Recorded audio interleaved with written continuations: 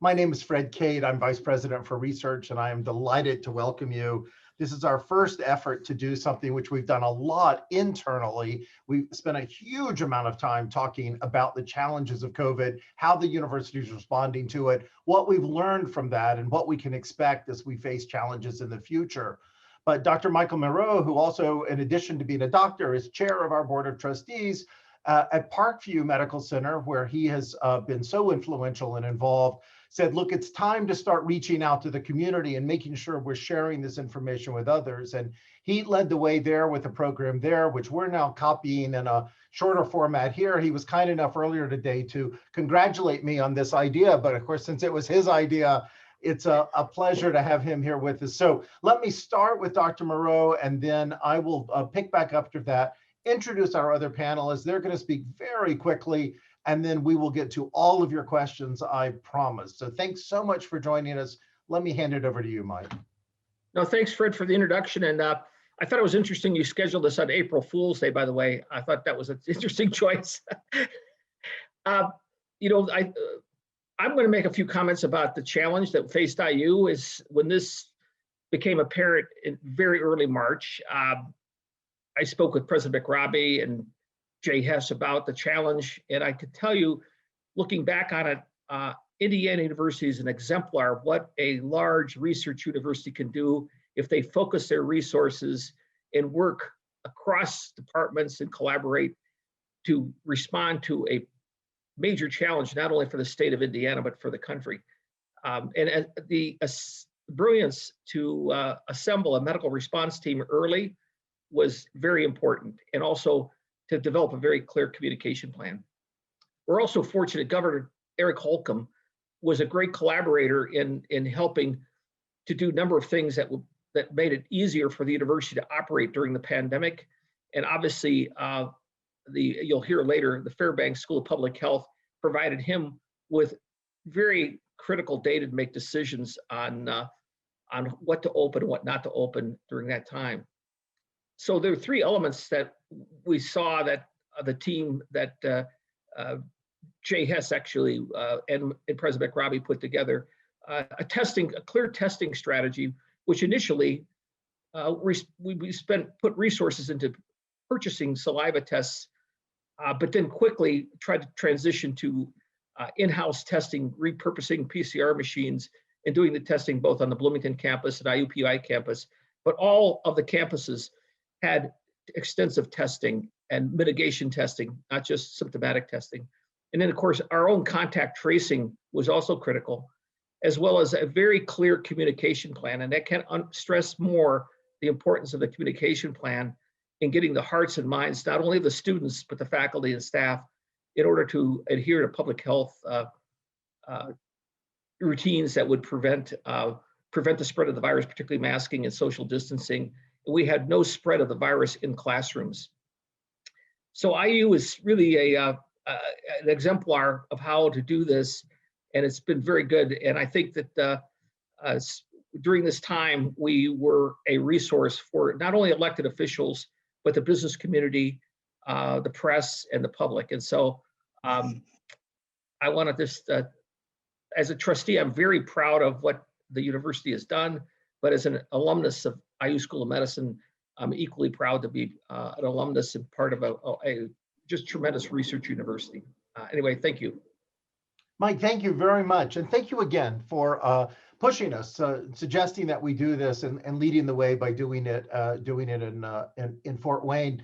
So I'm now going to just quickly introduce our three panelists, three prominent IU researchers. You've undoubtedly encountered them elsewhere. And then they're going to each take just 4 or 5 minutes, cover a few topics quickly. This is hard for us. We who live in the academy, we like to talk at greater length, but we've all committed to keep it short because we want to make sure we get to your questions tonight. And so as you're listening to this, you might also be thinking of questions you have and entering them into the Q&A. And then we'll pull them out and make sure they get answered after everyone else has spoken. So in the order in which they'll be speaking, let me introduce Dr. Aaron Carrol. Aaron is a distinguished professor of pediatrics. He's Associate Dean for Research Mentoring. He's a New York Times contributing opinion writer. He has probably done as much as any one person to communicate with the public about the challenge of COVID, the truth of what you can make out of the science and the evidence that's out there. And he has really led our efforts across the university related to testing and to making sure we were acting in the most responsible way possible towards bringing that science to bear on our own activities. And then second, you'll hear from Brea Perry. Brea is Associate Vice Provost for Research and Professor of Sociology here in Bloomington at the IU College of Arts and Sciences. She works as part of the Indiana University Network Science Institute. And as a sociologist, she's done critical work, which she'll be talking about later, about the disparate impact of COVID on different communities and steps that we can take to try to mitigate that disparate impact.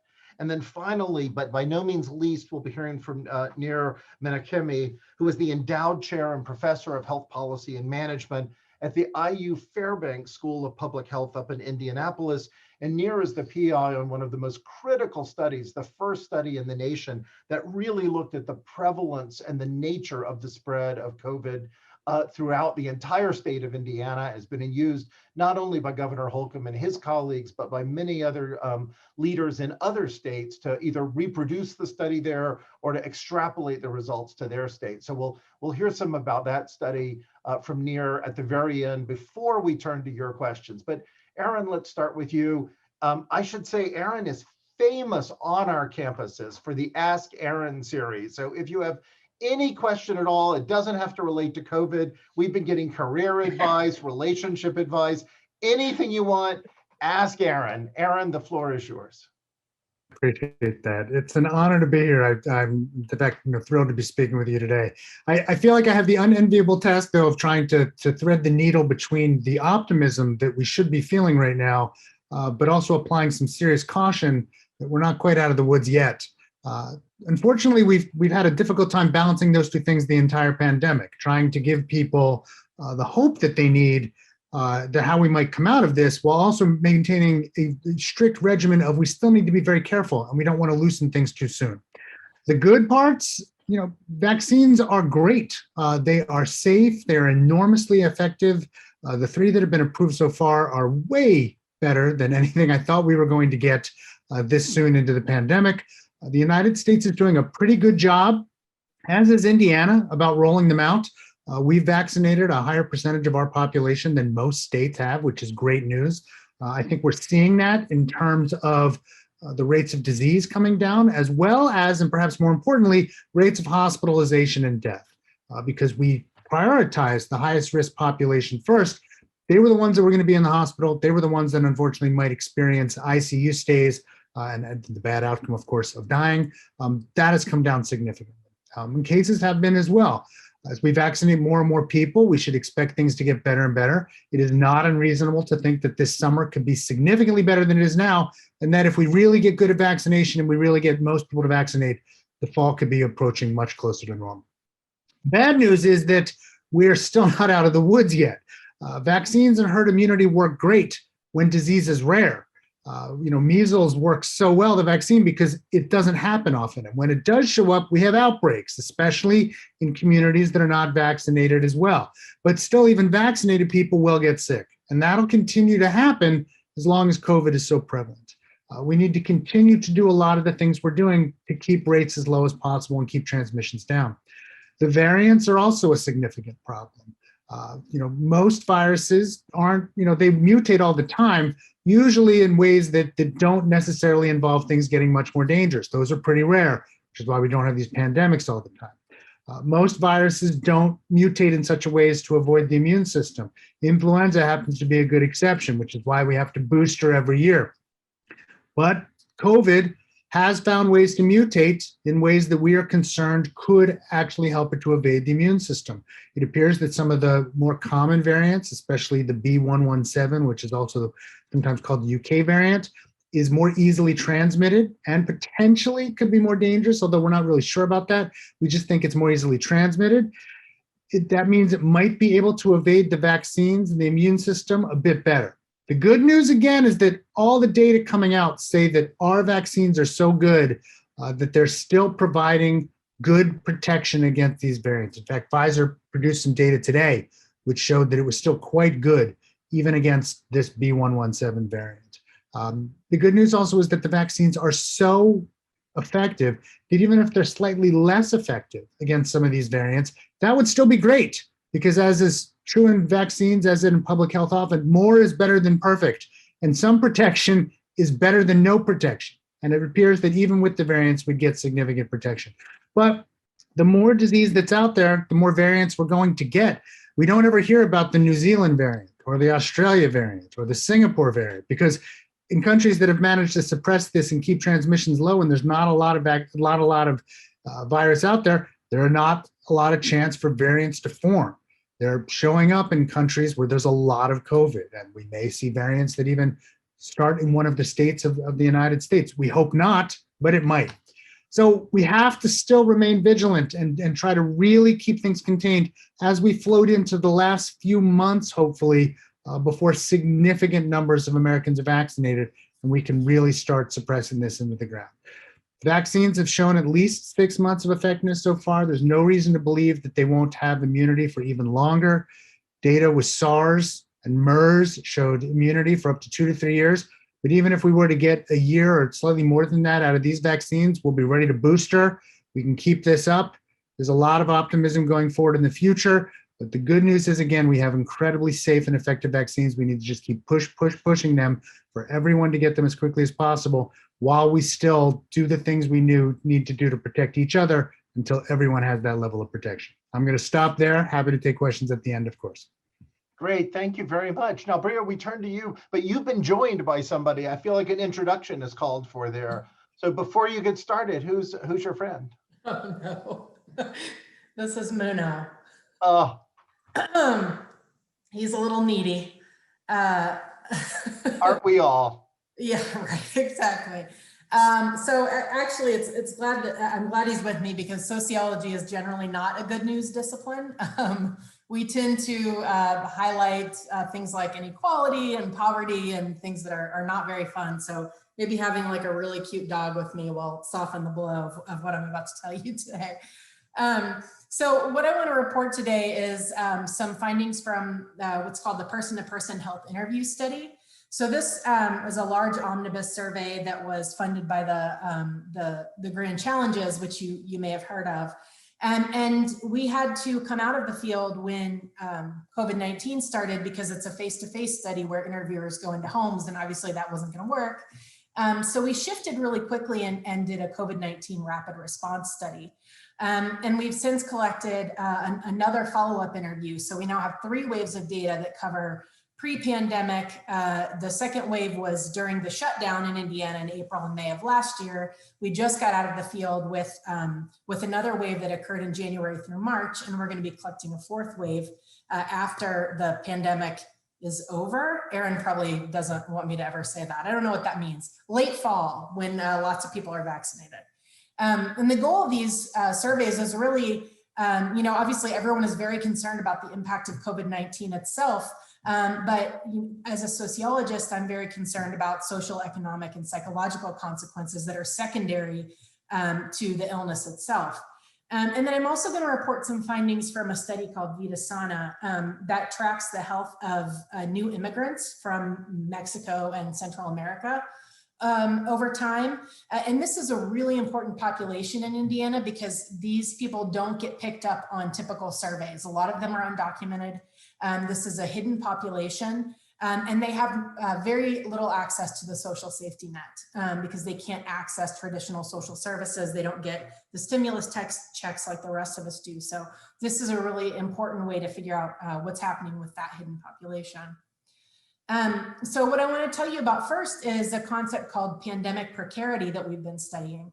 And so what we've looked into here is the various forms of economic hardship that people have been experiencing during the pandemic. And these include things like income shocks, unemployment, food and housing insecurity, general financial insecurity. And the key is that we've asked people whether they've experienced these things because of the pandemic, right? And we've found some pretty alarming inequalities.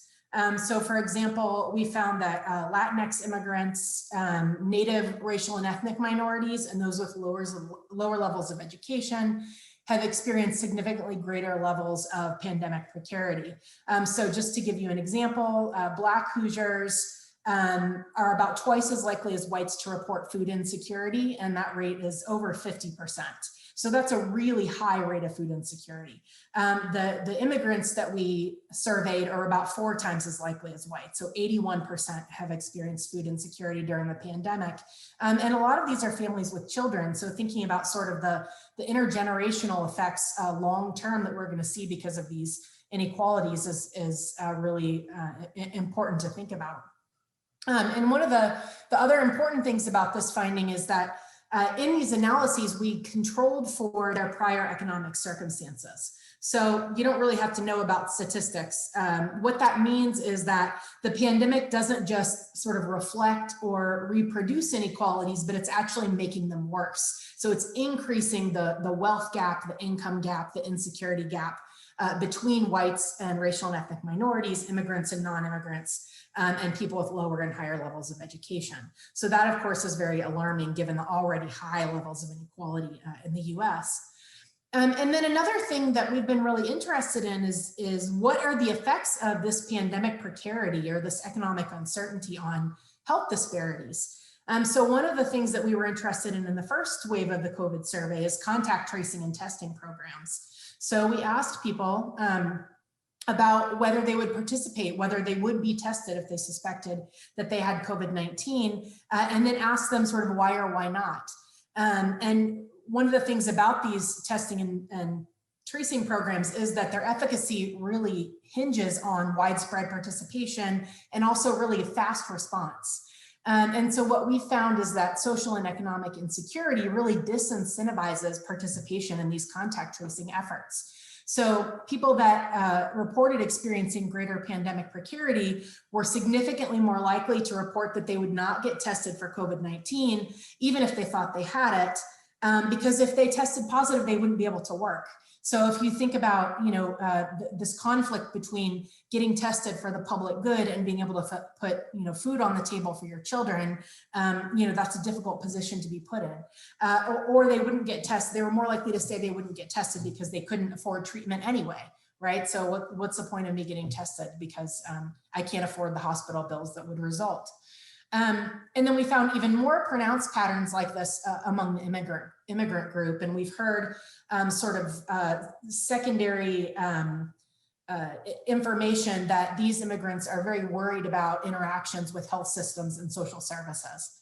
And then I also want to talk a little bit about vaccine acceptance. And this is really hot off the presses. I literally did the analysis like 2 hours ago because we're not done with our follow-up wave, but I wanted to provide a little bit of information about the relationship between this pandemic precarity and vaccine acceptance because that's so important right now. And what we find is that people who are experiencing greater pandemic precarity are significantly more likely to report that they would not get the COVID-19 vaccine, even if it was free, and even after we control for level of education. So for example, at the lowest levels of precarity, right? So people who are doing really well economically, only 12% of people say that they would not get the vaccine. But at the highest levels of precarity where you're experiencing a lot of insecurity, 38% of people said that they would not get the vaccine. And that's a really high and alarming rate because that doesn't get us anywhere close to herd immunity. And then what's interesting is this difference almost disappears if you ask them whether they would get the vaccine if it was required to work.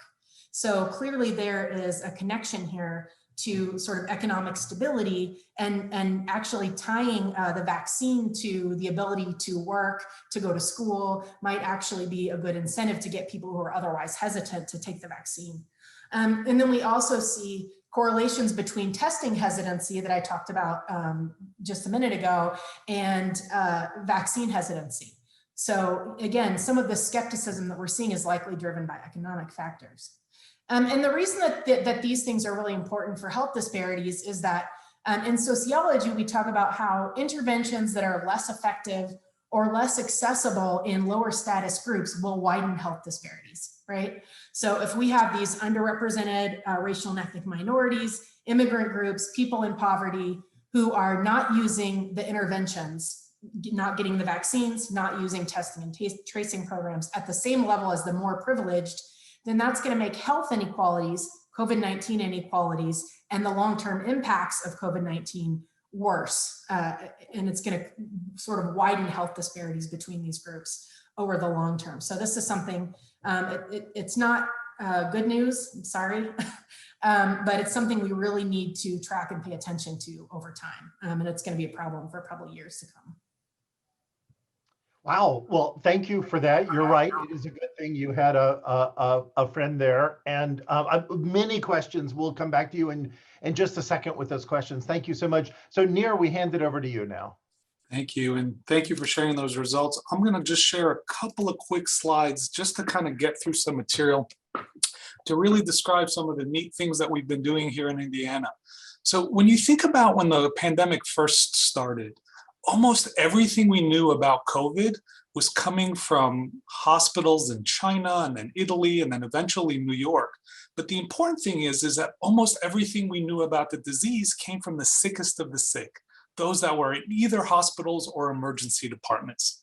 And this little motif that I frequently like to show, it's like almost everything we saw was the tip of the iceberg. We didn't know how many more people were out there that are not the sickest of the sick. And so we knew almost nothing about people with mild infections. What do symptoms look like for people with mild infections? How many people are there out there with mild infections? What communities are hit the hardest? And when you stop and think about it for a second, do you know the percentage of people who have no symptoms when they're infected, the asymptomatic infection rate? Well, the CDC says it's 40% based on some of the best science out there. What's really neat is that statistic came from Indiana, and it came from the Indiana prevalence study. And so our study was really trying to figure out how many people are out there that are not visible, that are not in the hospitals, that are not in the emergency departments, to get a sense of how large that iceberg is that's not visible. Now, let me explain this a little bit further. And this is, I only have one or two more slides, but I think this slide really says what we did. So when you think about everyone that might be infected at any given time point, or maybe ever been infected, each person would fit somewhere on the rung of this pyramid. All the way at the bottom, you have people who are infected and have no symptoms. They may not even know they're infected. Above them are people who are infected and have some symptoms, usually a cough, maybe a fever, nothing serious because they're not serious enough to come to the doctor, to show up at the clinic. That's where the medically attended comes in. These are people who have symptoms serious enough to show up to either a clinic or to a testing facility to determine what their status is. And we know some proportion of them will be hospitalized, and all the way at the top of the pyramid, we have people who die. Now, every state, our state included, tracks the number of cases that there are, and that's frequently on the public-facing dashboards. Now, the problem with cases is that they represent really the tip of the iceberg, because to be a case, you have to have been tested and you have to test positive. And so case counts underestimate, perhaps even grossly underestimate, the total number of infections, right? And so infections are everyone on the pyramid. Now, that's a little bit problematic because we know that the vast majority of spread occurs due to the bottom half of the pyramid that we have traditionally known very little about. And so the problem with tracking cases is that you're missing where most of the action, where most of the interventions, most of the control, most of the quarantining can happen to stop the spread in the community is where you need to focus on. So we try to focus, we meaning the Fairbanks School of Public Health team, we needed to figure out how many people out there in the community were infected, especially those not getting tested because they had little or no symptoms. And to do that, we randomly selected and invited thousands of Hoosiers to come in and get tested. And we started this, my God, 1 year ago this month, really early on in the pandemic, while we were in the original shutdown. The uncertainty was very high. There was a shortage of tests. And so we couldn't even test everyone that was showing up to the clinic, let alone divert tests to get a sense of how large this pyramid is. And so in so doing this in April and then June and October and so forth, we came up with ways to track the total number of Hoosiers that have ever been infected in the state at multiple different time points. And that's far more than just tracking cases, which, as I said, are the tip of the iceberg. Now, why is tracking everyone on the pyramid so important? Well, first, it tells us how far along we are towards herd immunity. And so even forget for a second the vaccines, which are relatively new in the pandemic's life cycle so far. If we wanted to know what proportion of people have ever been infected, that basically tells us how far along towards herd immunity we have come. But the other helpful information that tracking people on the lower half of the pyramid generates is understanding what mild infection looks like. If all the data we had came from hospitals and EDs, that's not necessarily what someone with a mild infection might experience the infection like. And so we were able to sort of characterize mild infections and policies. Really, when should we open up has to be determined by the size of the pyramid, not necessarily only by cases. Obviously, cases are important. How overwhelmed the healthcare system is super important for making policy, but also knowing how large the pyramid is at any given time. And so we were able to generate the evidence to inform the decisions, like who's most at risk, how soon should we reopen, what are the best ways to message on how to be safe, what Indiana communities are already hit the hardest, and so forth. And what was really cool is by the time we did this multiple times with large random selected groups in the state with hundreds, if not thousands of people working on this project, we developed a reliable way of tracking the size of the pyramid over time that doesn't involve having to retest everyone out in the field and be able to do it based on data that's already readily available. So as of last week in the state of Indiana, we calculated that about 25 to 26% of Hoosiers have ever been infected. So just think about that. Only about a quarter of people in the state have ever been infected.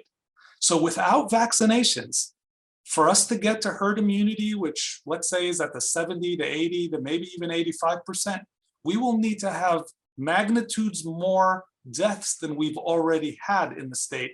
And I'm sure everyone agrees that's completely unacceptable. So tying back to Aaron's point, there is no way out of this without vaccinations, vaccinations, vaccinations, or lots more deaths that are unacceptable to anyone. I'm really proud of the team because we were able to work with the Indiana State Department of Health and lots of different partners to make this happen. We worked with private organizations, public organizations, academic organizations, government organizations, for-profits, not-for-profits. You could see here a smattering of organizations that touch pretty much every corner of the state. And we were also really proud because not only did the CDC call out the work we were doing as exemplar, but so did the National Academies of Science. And that's, as Fred mentioned, opened up lots of invitations to help train other people, not only in other states wanting to replicate what we did, but also in other countries. So let me stop there. I'm really looking forward to the Q&A because I think the other speakers really generated a lot of interest in me and what they said. And so let me turn it back to you, Fred. Great, super, thank you very much. So let me just ask quickly before we go on sort of back into COVID per se, one of the things that's been most striking to me is how much collaboration there's been in the state as we've responded to COVID. And so whether that's Eli Lilly and Company helping us set up testing operations and loaning us a robot to process tests when ours were delayed on order, or whether that was the governor saying we could determine what research needed to be continued, what was essential, and therefore research, just like you've heard about, got to take place despite the fact that other parts of the state were shut down. And of course, the collaboration on this study has been amazing. And I'm just curious, is this something we're seeing nationally? Is this something that has, frankly, I've always thought of Indiana as a good place to live, but it's been only in a pandemic that I think I've really come to appreciate how remarkable it's been. Nir, what are you seeing from your colleagues in other communities? So I would agree. We were much above average in terms of collaboration. And Fred, as you know, I've lived in multiple states and multiple regions of the country, the Northeast, the South, the Deep South, here in Indiana. I always kind of chalk it up to Indiana in terms of its size is kind of in this Goldilocks zone. We're big enough to have the expertise, but small enough to not make it overly bureaucratic to interact together. That's my take, at least. All right. Actually, Fred, why don't I interject something that amplify what Nir said? I must say that my friends in California who are in the biotech industry are always just struck by the fact that Indiana University collaborates with Purdue and Notre Dame on issues. And as you know, Fred, you were very involved with sharing information as well as others during the pandemic with other large universities to help them. And again, it's I think Nir nailed it by saying we're probably big enough, but then small enough that we all work together for the betterment of the state. So I think it's a testament to the culture here. It certainly has been pronounced. So Nir, you raised this notion of herd immunity, and I think everybody is using this term, and probably none of us know what it means. So I've got lots of people here who probably know something about herd immunity. What is herd immunity, and why should I care about it? And it seems to be a very sliding number. I hear Dr. Fauci from 70 to 90 or 95%. So what are we talking about here? I'll take a stab at it. So herd immunity is when enough people are no longer susceptible to the virus, either because they've had it or because they were vaccinated, so that it makes it difficult for the virus to spread within the community. So when you run out of hosts to infect, you can't get that much farther in the community. Now, every virus is a little bit different. And as Aaron mentioned, it's also a function of how common the virus is at any given time. And so if almost everyone in the class is vaccinated against measles and your kid cannot get vaccinated for some legitimate reason, well, then they have no one to get it from. And that's said to be herd immunity. They're protected because there's no one to get it from. And so we don't know exactly the threshold, and lots of studies have tried to simulate this and figure this out. We don't know the threshold because we have never been at that threshold or beyond. And so that's where the estimates range from, let's say 70 to 80 or 90%. And I've heard Dr. Fauci say the same stuff, but I understand why he keeps changing it a little bit. It's impossible to know, you can only project it. But if we got to herd immunity, we'd expect the infections in the community to go down. And as a result, that will start the end of the pandemic. Okay, well, that sounds optimistic. One of the things which I was thinking as you were talking, though, is for the issues Brea is talking about, this seems like another one of these issues that's going to exacerbate the disparities. Because can you have herd immunity in one community, but not yet have it in another, because you have more prevalence continuing in an urban community or a Hispanic community or an immigrant community? Is this another type of disparity we need to be worried about? Absolutely. And I see Aaron nodding his head, so I'll let him jump in a second. But I will say herd immunity is really difficult to achieve. To truly eradicate SARS-CoV-2, COVID-19, we're going to need worldwide herd immunity, because as soon as you have it, in one community, even the size of Indiana, if it's not in a neighboring state, we know people drive in and out. We know people travel. We know people go all around the country. We know people go all around the world. So herd immunity is going to be much more difficult to achieve practically at the end of the day. But Aaron, I saw you trying to jump in there. Take it away. When outbreaks occur, they almost always start in communities where vaccination is less prevalent. When a measles outbreak occurs, it's usually in a community which is not keen on vaccinating against measles. And if we have disparities in how different communities are protected against COVID, we can expect that even as we start to suppress this, outbreaks are going to start and occur in those communities. And if there are disparities, then disparities will be related to the outbreaks. It also, clearly there's differences in housing and ability to be distant when you need to, and to isolate when necessary, or quarantine if you need to. It's very easy for some communities to have sheltered in place during this and remain safe, have food delivered. Other communities, that's incredibly difficult. Very easy to tell everyone no one should take a subway, if everybody has a car. Of course, if you don't have a car, then telling people public transportation is dangerous, it doesn't do much. And so I think even as we start to come out of this, we're going to see disparities, I agree, in how we are able to suppress this. I'd also want to second what Nir said. Just because even if Indiana is well protected, doesn't mean that if another state is not, that they are not a danger to us. Doesn't mean if Indianapolis is well protected, that a surrounding city is not a danger to it. We live in a very connected world, and herd immunity is still a pretty local thing until there's a lot of spread between it. So we need to get to really high levels of vaccination to push this very low. Then we might be able to start feeling really safe. But even after we get lots of people vaccinated and feel like we've achieved herd immunity, as Nir said, that's the beginning of the end. That's when every day we'll expect to see rates drop. But if thousands or tens of thousands or hundreds of thousands of cases are occurring every day, it will still take us some time to push this into the ground. So I want to come back to that, but let's follow just one more second this issue about the disparate impact, because it seems so critical. Brea, does your research suggest any of the sort of things we might be doing that we're not doing already? I mean, we see, I know, greater outreach efforts. We see more engagement of trying to communicate about the vaccine and its availability and its safety and so forth. But are there other things that either we're trying or we should be trying? Yeah. Well, one of the really depressing things about this pandemic is that this finding that a natural or a man-made disaster exacerbates economic and health disparities is not new. Right. Sociologists and demographers have been documenting this for generations. It happened after the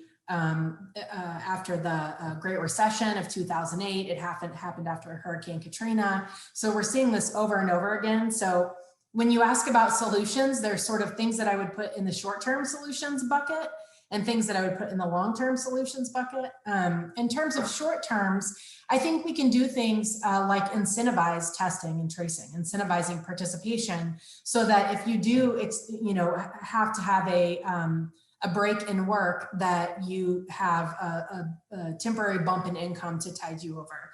The Congress passing this new COVID relief bill is extremely important, because the more that we can reduce these economic hardships, the more that we can get people thinking less about sort of their immediate basic needs and more about sort of being able to suppress the pandemic long-term, or thinking more about the social good or the social effects of their behavior. But people don't think long-term when they're worried about their immediate survival or their family's immediate survival.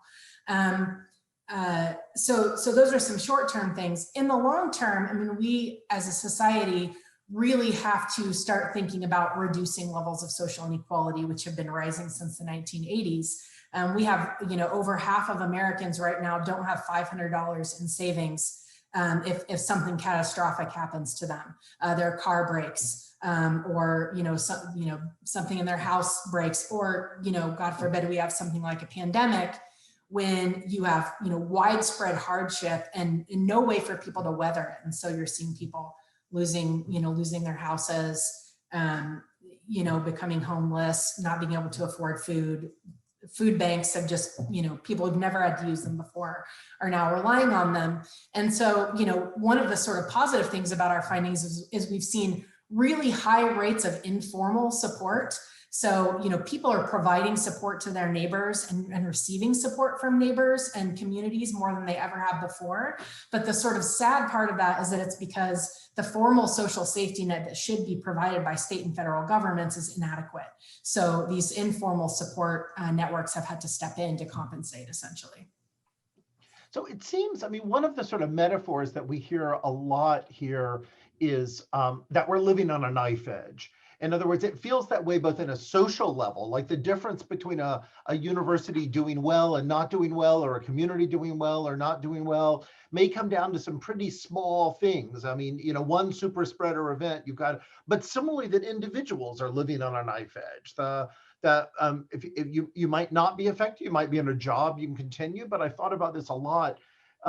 As restaurants and bars were shut down, if that was your job, if that was your livelihood, was waiting tables or washing dishes, your job's gone and you can't do it from home. It's not going to carry over. And so it sounds like this is something that in fact is far beyond this pandemic per se. It's really just putting a magnifying glass on a pre-existing problem. Is that fair? That is exactly right. And so that's one silver lining of this. I think the pandemic has really exposed a lot of these problems. It's exposed sort of conflicts that working parents typically experience, but that are worse during the pandemic. It's exposed, the fact that we have this ginormous, that's an official word, wealth gap that many Americans feel, and which really keeps them from advancing socially and economically in life, and keeps their children from doing the same. And so the pandemic has really exposed a lot of these things in a way that I really hope that we don't forget about this. I hope that, the cooperation that Nir and Aaron talked about across the state, and the cooperation that we're seeing, among neighbors and members of social networks, I hope that we don't forget about this, that we remember that we're one community and that we sort of live and die together, right? I mean, if this immigrant community has very high risk of an outbreak in 6 months from now, it affects all of us. So, we have to sort of, rising tide lifts all boats. And so we need to think about that. And I think, that it needs to become a more important part of how we think about everyday life, not just during the pandemic. Okay, well said. So, Aaron, I want to go to, if you will, the rapid fire Jeopardy round with you. We've gotten a lot of questions about things which I think you're asked all the time. And so they're really people just wanting to test your consistency here, I think. Yeah. So vaccines, doesn't matter which one? Well, it only matters in the sense that one is one dose and the other are two. Otherwise, as always, the absolute best vaccine is the one you can get as quickly as possible. Okay. And then you mentioned that it looks like the evidence we have is that as we get more experience and more time passes, it looks like at least some of the vaccines are now being shown to last, so that we might hope we're going to get a year or longer out of these? Well, Pfizer's already shown 6-month data. In fact, that was released in the last day or two, but that's because it's only been 6 months. I mean, these things are still very new. Based upon prior work and sort of the expectation of how vaccines work, these were actually rather high doses. I mean, the Moderna and Pfizer did not choose 2 doses because that's what the model showed would work. It's because they wanted to make sure on the first try these were going to work. They're big doses. And so there's every expectation that you could probably get a lower dose, maybe even 1 dose, and get good effect. We just haven't proven that yet with studies. So I'd imagine that these are going to last at least 6 months, probably longer. We've seen that the immunity from infection is lasting at least 90 days. Some people believe at least to 6 months or more as we see it. The dose, and again, the response from vaccines is expected or believed to be stronger than that from natural infection. So I'm pretty optimistic that the vaccines are probably going to be useful, well, let's say to a year, at which point we can talk about boostering. We get flu shots every year. We should start getting prepared that we might need to do this too, especially if we're going to keep trying to focus on variants. Right. And then you had used this word booster before. And so for people who got a 2-shot vaccine or are currently getting a 2-shot regimen, there would be some possibility the next time around it might just be a single booster in order to keep it going, or? I would expect, yes. I'd expect, based upon how this usually works, the booster each year would probably be 1 dose. I think part of the 2-dose regimen again was that they just wanted to be sure it was going to work, because it was so essential that they didn't get a negative result and have to go back and push everything down. I think most companies that are working on this are erring on the side of caution of really trying to get a robust immune response. Okay, so some people are showing sort of mild side effects, chills, soreness, whatever. Some people have none whatsoever. So although a lot of time has been spent saying, don't worry about the side effects, and I think that's pretty compelling in the newspapers and so forth. For those people who don't have side effects, do we need to worry? Is the vaccine not working? Should I be disturbed I didn't get some chills after getting the vaccine? Not at all. There's no correlation at all between what people experience and what they might get. It's important to remember that we gave these vaccines to tens of thousands of people in studies, and there was no measurement that said, oh, the people that had strong effects had this and other people didn't. Overall response, spectacularly strong. I mean, 95 plus protective against symptomatic disease, almost universally protective against ICU visits or death. I mean, amazing response. And there was no hedging or worrying about what it was. Some people have one response, some people have another. I tell people all the time, don't obsess about it, don't worry about it. It doesn't really mean anything other than a short-term inconvenience for you. You're going to get the protection you need. Okay, so let me ask this, and again, Dr. Mirro, you feel free to jump in too. Others may have views on this as well. So people are vaccinated. Now, what does that mean? They can lose the mask and go hug their neighbors in church, or what does it mean to be vaccinated in the current world? I mean, in the short term, it means that you personally are super protected against this virus, which is fantastic. The thing to remember, however, is not everybody else is. Those of us who've been lucky to be vaccinated are part of the 20-ish% of Indiana that has been, able to get it so far, but that means lots of people haven't. So when we're among other vaccinated people, we're all safe. A couple people over in your home, yes, perfectly, and they're all vaccinated, perfectly okay to take off your mask and just hang out. You are all safe. When other unvaccinated people start joining you, they're not. And so therefore, it's still important at the moment, when it's so prevalent, to mask up and distance and protect others because they don't yet have the benefit of vaccines. That's also why when we're out in public and we don't know who has that protection or not, it's important for all of us to do our part to protect each other, which means still being careful, doing all the things that we need to do. But as more and more people get vaccinated and we can be assured that more and more people are protected, we'll be able to have larger and larger gatherings and instances where we can just go back to normal. And that's the future we're all looking forward to. So think about the masks by people who are wearing masks by people who are vaccinated in public is like an extra layer of protection that gets us closer to herd immunity because it artificially reduces the likelihood, or I shouldn't say artificially, non-immunologically reduces the likelihood that spread will occur. And so hand in hand, that's the best we have. And why not go with the best we have if we can prevent deaths? Right. Right. So people are asking, if I've been vaccinated, my family's been vaccinated, can I go on vacation? I'm going to wear a mask because I have to get on a plane, or I have to be in most public settings. But would you, that's the question, I guess. Would you now go on a plane for a voluntary trip? So it depends. Again, the plane trip is not the problem. It's what are you doing when you get there? That's as much of it. If you're telling me you're getting on a plane and you're vaccinated and you're going to be careful and you're going to visit vaccinated family members and you're all going to be super careful and not really do much and you're not, going out in big groups and not being around other people, that's pretty safe. On the other hand, if you're flying on a plane to go to spring break and hang out on in a hotel ballroom with 1,000 other unmasked people, no, that's not safe. But I'm much more concerned about what you're doing before and after you get there than I am in the actual travel. I mean, if you're traveling by car, it's especially safe. But there's nothing weird about vacation or travel. It's much more what are we doing, to be safe while we're doing the actual traveling, and what are we doing there and back when we're there and when we're home. And so I think we've seen a lot of businesses that have they shut down, and then some have reopened, but they've reopened with social distancing, with limits on the number of people, with, of course, mask requirements.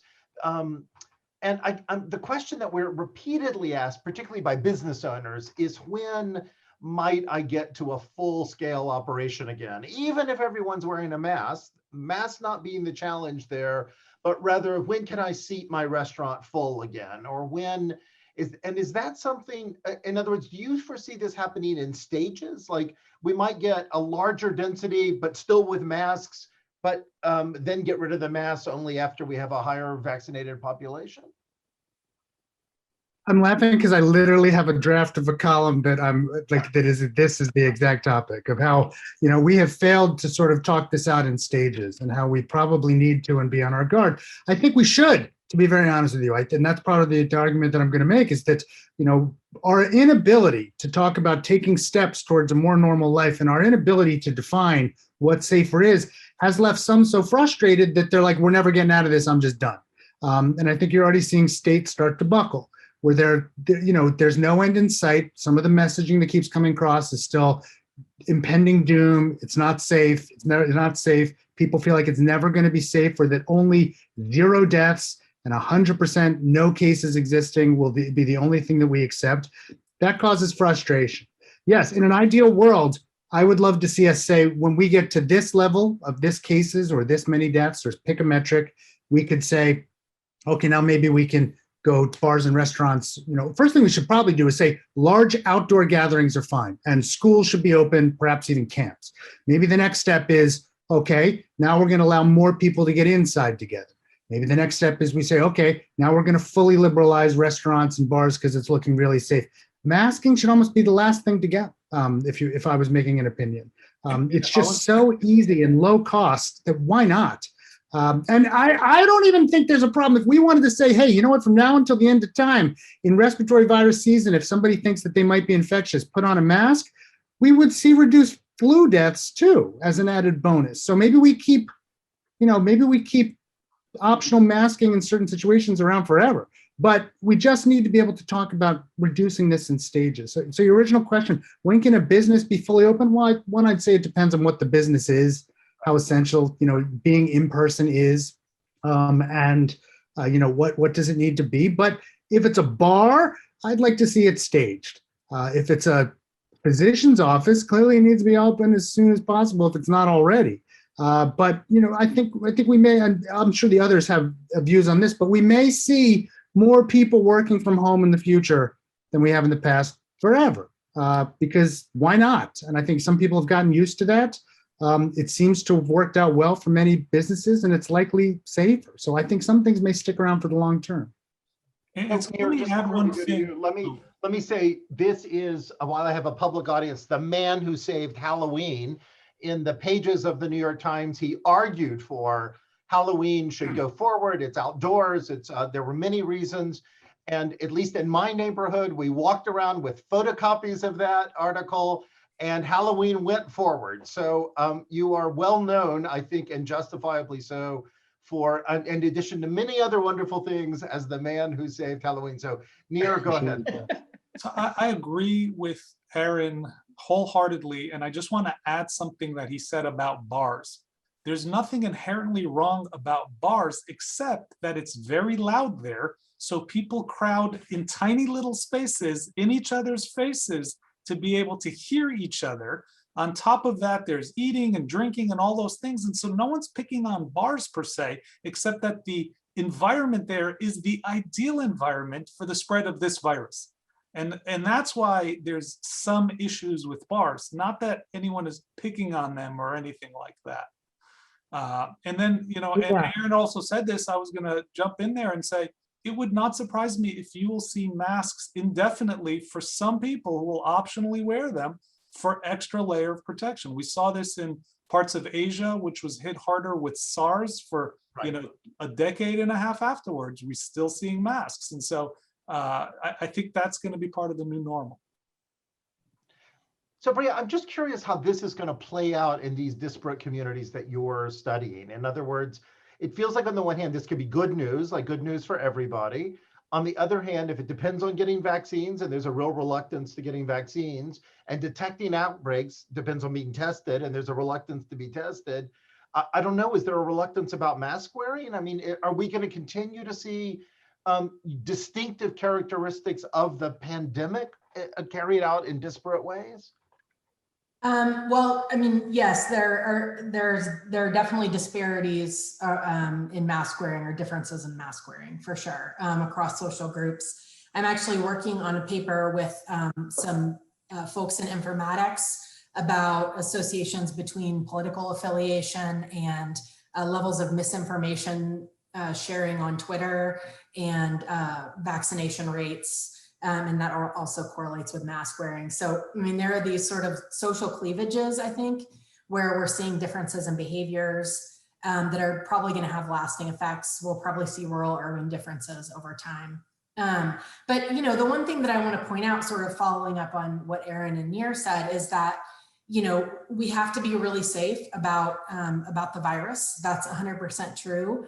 But, we're also seeing a mental health epidemic, particularly among young people. And so we have to balance sort of the safety of the disease and, people's mental health, and their sort of, people are hardwired to socially interact with others. So I just want to underscore what Aaron said about, if you're vaccinated and your family is vaccinated, let your grandmother hug their, grandkid, right? And so we have to sort of balance the pros and cons of staying closed, and figure out where we can open and interact safely, for the good of individuals and communities. Well said. And I mean, there are also other, we've seen, there's sort of said with laughter, but I suspect there are going to be lasting health consequences from the weight that people have put on sitting in front of monitors and not getting out and exercising and not going to a club. And I'm actually wondering what this sort of, is there going to be a field of medicine that might be thought of as post-pandemic medicine? I know, again, I'm not supposed to be saying post because we're still in it, but there are going to be ramifications that carry on, not just from people who got it and may have lasting effects, but from people who didn't get it, but the consequences of avoiding it, whether they're mental or physical or interactions between the two. So Aaron always loves it when I give medical advice, so I'll stop there. Go ahead, Nir. Your advice is actually spot on. People are talking about the second wave of the pandemic really being the impact of like resource restriction on everyone's other urgent non-COVID conditions that have been neglected. And then a third issue of the impact of the interruptions to people's chronic care management. And then the fourth one, which we've already seen start, as Brea pointed out, the mental illness, the mental health issues, the psychic trauma, the just economic ramifications that will take tolls both psychologically and on the health of people, and the burnout. I mean, just think about how many different professions have been burning out in the last year. All of that has not yet taken its full toll on the people of this state, of this country, of this world. Yeah, well, sorry, if I could just, Mike, go ahead, Mike. No, let me interject. So one thing, I think, Brea, I'm glad that you brought this up. The public health ramifications of the pandemic are so vast beyond the virus itself, as you articulated very well. But we do see this subgroup of patients that are the, quote, long haulers, that frequently they're not actually individuals that recovered from hospitalization. In fact, they're generally may start with a very mild infection. They actually, at our health system, we opened a post-COVID clinic to deal with it. You have to have and most of the symptoms are neurological. And so I want to ask all of you as scientists, what do you think is going on there? Is this some sort of immunological response? And, is it some sort of persistent inflammatory phenomena going on? I mean, this is just an example of this disease. We do not understand the downstream ramifications, to my point of what Brea brought up. I'm perfectly comfortable saying I don't know. I think this is something we're going to have to study for a long time. This is something that's just so prevalent. So many people have gotten this. There's just going to be a wide range of experiences, and I think we're just as Nir said, it's the tip of the iceberg, our understanding of this so far. And so there's still going to be so much to learn as we move forward. Yeah, and I usually joke, I say the nation's experts have only 12 months experience with this disease, and 12 months experience with anything is not that impressive. Yeah, for sure. I mean, I study Alzheimer's disease, and I think everyone in that sort of research community is really worried about the long-term cognitive implications of this for people who are in midlife right now. What is this going to mean for them 20 or 30 years down the line? We've also seen big increases in opioid overdoses during the pandemic. And then even just thinking, there's a lot of research in demography and sociology about pregnant women and what happens to their fetuses when they experience, an acute stressor. So for example, we know that Muslim women after 9/11 were more likely to give birth to babies that were born small and preterm because of the sort of stress associated with the racism that they experienced during that time. So if you think about, pandemic precarity and the disparities that we're seeing in the groups that are experiencing that, among pregnant women who are experiencing that kind of economic stress and poverty right now, that's going to have intergenerational effects. And then don't even get me started about like epigenetics, which are also heritable and environmentally influenced. So I think there are going to be vast and cascading risks for worse health. We're going to be studying it for decades to come. It's keeping us in business. And I could just bring it down even locally. We've spent the last year doing everything in our power, I feel like every waking minute, making sure that we focus on COVID and its risk to our constituents, especially our students. But the long-term effects we're going to be dealing with even at IU for years. The mental health effects, the long-term effects on what this has all meant to students as they come into the next year and the next year. It's not going to be, we go back to fall and it's going to be wonderful again. I think we're going to need to focus and spend significant amounts of time, focusing on other aspects of health and all the long-term ramifications and problems that have come from this that we've barely scratched because we've been so focused on, the infectious disease. But we'll be feeling the effects of this locally for many years. It's I think one thing that has been striking, and again, Brea mentioned this in terms of different communities that may physically share space, but share different other characteristics, but has been geographic distinctions. And so, every life lost, of course, every job affected, every person who's been traumatized during this, we care about and we think about. But it's not just been the overwhelming distinction. I can think about like being in Indiana, where even at our worst moment, it never seemed to come close to the headlines we saw, for example, from New York or California. There were no morgue trucks parked in the street. There was no discussion of having to bury bodies temporarily in public parks or things like this. But even if you look at places with some greater geographic similarity, and I think now between what we see, say Michigan and Indiana, Michigan is one of the states, according to the CDC, leading the country in terms of an outbreak. I don't think we're geographically close. We have a lot in common in other ways as well. Why do we see that? Why do we see such distinctions based on not just dramatic differences, but on smaller differences? Variance. So in Northern Indiana, it's starting to leak over. In Northern Indiana, we're seeing cases increase in the northern counties. Aaron and Nir may want to comment on that. And that I believe that there's data from Michigan that the variants are more prevalent in particularly southern Michigan. And of course, there's certainly a higher, spread amongst different ethnic communities, and they have a much more diverse ethnic population than Northern Indiana. So I don't know. That's my take on it myself. I live up here, so. Right. I'm sure Nir has an answer because we live across the street from each other and we walk together in the morning all the time. And I've asked him this question many times over the course of the pandemic. So, Nir?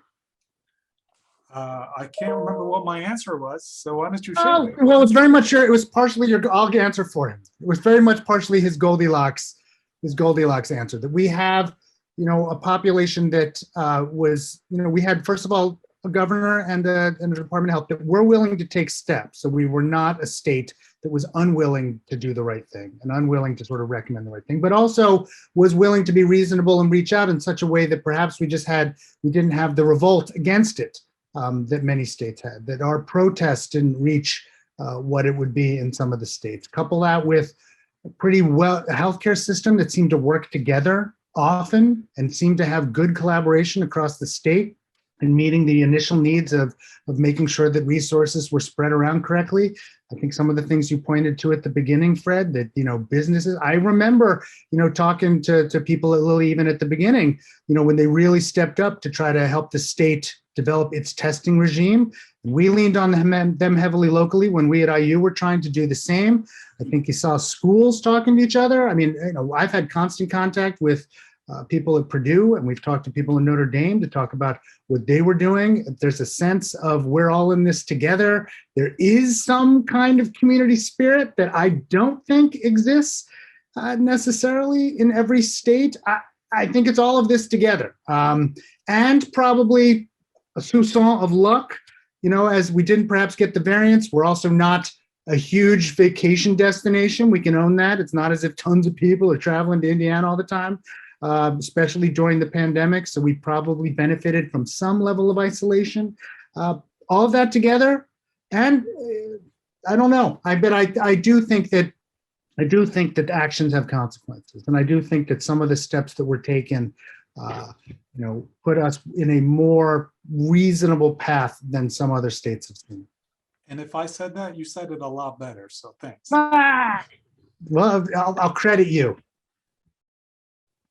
So we are rapidly running out of time. I want to give each of you a chance to say a final thing, whatever that might be. It might be get a dog or wear a mask or whatever it is, your advice to the rest of us. I also want to just highlight for all those people who think that that we at the university go home at 4:30 and at noon on Thursdays because we start our weekend early. I'm so proud to see at 6:30 we're still going strong. And this isn't the first Thursday night at 6:30 that the people on this call have been going strong. But I do think it's important that we, one of the things I have seen throughout this pandemic is that we not only have gone to our strengths, to research, to the flexibility in teaching, to online education, things which, to be honest, I have spent my life doing online work, and I would have told you a year ago, I don't think the system will hold up. I can't imagine the world can move on to Zoom and Microsoft Teams and other technologies without seeing massive failure, and we have not seen massive failure. So there are some positive things we have seen out of this in addition to the collaboration, but we've seen people in the university not only move to their strengths in terms of those things, but also in terms of generating and sharing information. And so it's really, this is only one example of many other examples where we see that reaching out, working with industry leaders, working with government leaders, working with other colleges and universities. I think it's been again, it's been a horrendous pandemic, but it's been a silver lining to see that the really best in people as they have reached out to deal with this. So let me just quickly run round the circle in no particular order and say, is there any last thing you want to say, or is there any last bit of optimism we might squeeze out of this? Maybe we'll get Brea to say something really happy and upbeat before the evening's over. Aaron, let's start with you. So I'm going to second some of what you said and maybe expand on it a little bit. I've never been so proud, first of all, to work at IU.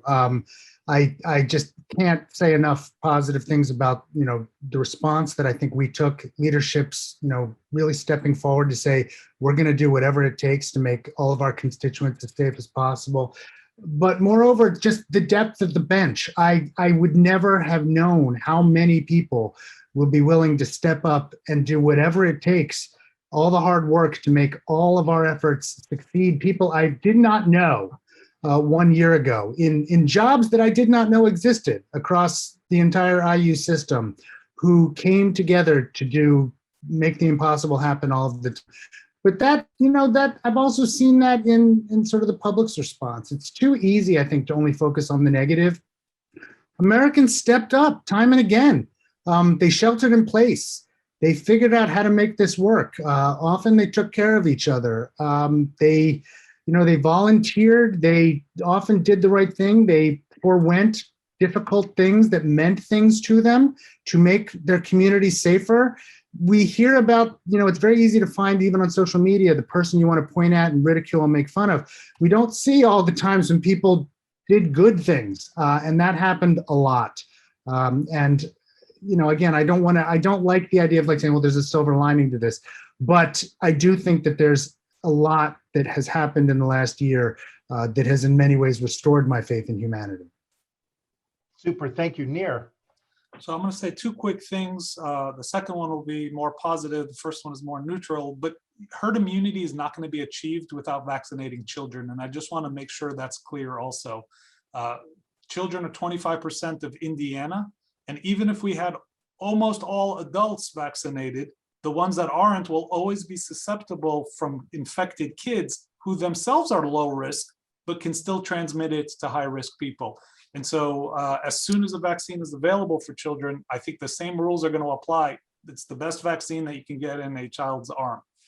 With that said, I'd also like to sort of say there's a lot of opportunities that I think are going to come forward as a result of everything we've experienced. I think that, the economy is likely going to go into hyper overdrive. If you look at the countries that have been vaccinating at higher rates than us, it's really Israel and UAE. And both of those countries have kind of began to have a lot of economic activity. People are getting into the restaurants, getting onto the beaches, buying cars, doing things. It's standing room only at breakfasts. You need reservations at even 6:30 a.m. And so I think we need to be able to ramp up as a community to be able to engage in all of the activity that's forthcoming. And we're not yet ready for that, although I think it's coming. Hopefully by the summertime, maybe the early fall, if we can get enough vaccines. So I think those two things will go hand in hand and it'll be exciting. All right, thank you. Brea. Yeah, thank you. So two things I want to say, sort of, following up on Nir, as we begin to experience a sort of economic resurgence and things begin to get back to normal, I hope that we as a society think about distributing the benefits of that economic success more equally than we have prior to the pandemic. Because lowering levels of inequality and making sure that there's a stronger social safety net when there is an emergency is going to benefit us in future pandemics or future disasters, all of us. So that's one thing. And then I also, one of the things we found that's probably like the most happy finding that we've seen from all of our research is that 85% of people reported that they are more likely to reconnect with someone or catch up with someone that they really love, but they hadn't talked to in a long time. So one thing that the pandemic, I think, has afforded us, many of us, not all of us, is more time with loved ones and more time to catch up with people that we care about. And those are the things that I hope that we carry forward from the pandemic, and that we use that as sort of a springboard to, take a pause and remember what really matters in life. And that is, by and large, social connections, which have a larger effect on mortality than smoking or obesity, for example. So let's, as we begin to reconnect, let's try to stay connected and maintain some of those positive social habits, like Zoom martinis that you've during the pandemic. Thank you very much. And Dr. Michael Mirro. Well, I want to thank, on behalf of all the trustees, Fred, you organizing this and all of our faculty here.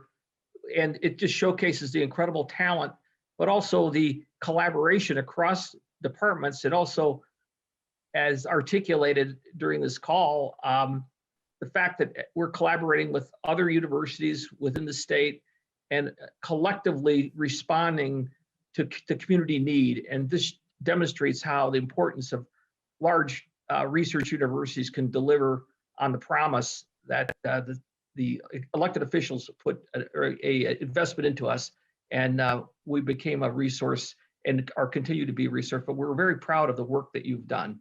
Anyway, thank you. Thank you very much, Mike. Thank you very much to the panelists, all of you. I appreciate it. I appreciate the work you're doing and your time in sharing it. And thank you, everyone who joined us this evening. If you have other questions or would like other information, please just email vpr@iu.edu. We will happily ensure that you get what you asked for, that you get your question answered. And again, we appreciate you spending this time with us. We'll certainly do it again. Mike, thanks to Kristen Lukash, who organized this. And again, thank you all and have a good evening. Bye-bye.